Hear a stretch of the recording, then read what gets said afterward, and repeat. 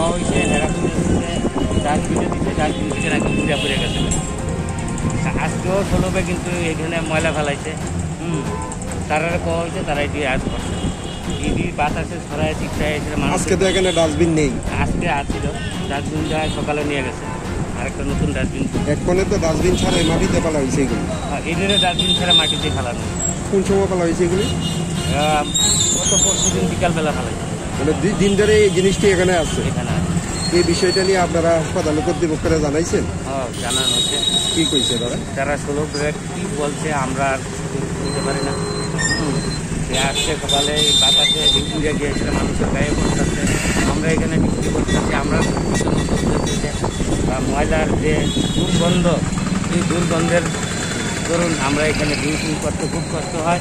এমনকি আমরা আমাদের সুপারভাইজারকে জানিয়েছি যে আমরা যে এখানে এই অবস্থায় ডিউটি করতেছি, আমরা নিজেরাই অসুস্থ হয়ে যাব।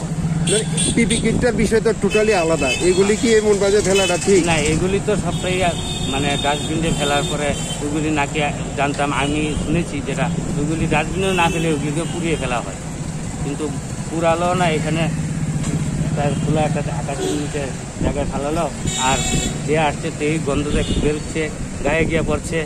তো বৃষ্টির ব্যাপার হচ্ছে। স্বাস্থ্য দপ্তর কতদিন ধরে এটা নতুন গত পরশু দিনই ফেলাইছে।